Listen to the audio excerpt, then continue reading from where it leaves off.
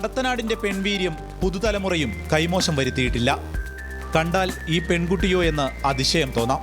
പക്ഷേ ആളൊരു പുലിയാണ്. പവർ ലിഫ്റ്റിംഗിൽ ചരിത്രം രചിച്ചിരിക്കുകയാണ് മജസിയ ബാനു.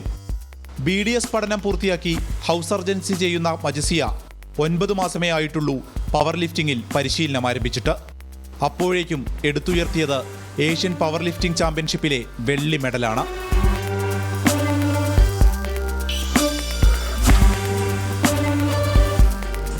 ഞാൻ ബേസിക്കലി അത്ലറ്റാണ്. കോളേജിലും സ്കൂളിലൊക്കെ എല്ലാ ലെവലിലും കളിച്ചിട്ടുണ്ട്. സ്റ്റേറ്റ് ലെവലിൽ മെഡൽസ് വന്നിട്ടുണ്ട്. നാഷണൽ പിന്നെ കളിച്ചിട്ടേ ഇല്ല. പിന്നെ കോളേജ് ആ ഒരു ടൈമിൽ വലിയൊരു ബ്രേക്ക് ആയിരുന്നു. പിന്നെ കോളേജ് കഴിഞ്ഞ് പിന്നെ ആ ഒരു ഫ്രീ ടൈം വന്നപ്പോഴാണ് ഇതിലോട്ടേക്ക് ഇറങ്ങിയത്.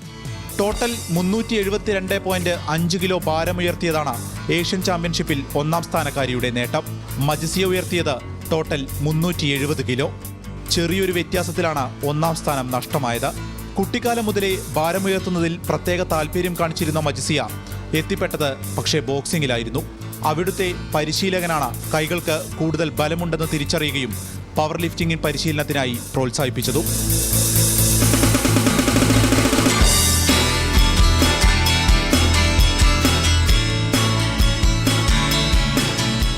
അങ്ങനെ ഹെവി ആയിട്ടുള്ള ജോബ് വീട്ടിൽ എനിക്ക് പണ്ടേ ചെയ്യാൻ ഇഷ്ടം.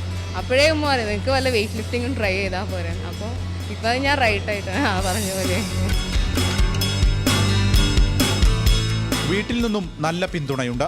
ശരീരം ഫിറ്റാണെങ്കിൽ തന്നെ ആത്മവിശ്വാസം കൂടുമെന്ന് ഈ മിടുക്കി പറയുന്നു. ഇനിയൊരു ഏഷ്യൻ ചാമ്പ്യൻഷിപ്പ് കൂടി വരുന്നുണ്ട്.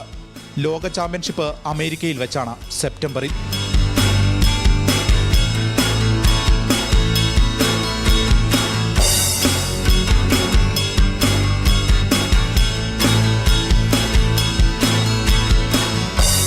മാതൃഭൂമി ന്യൂസ്, വടകര.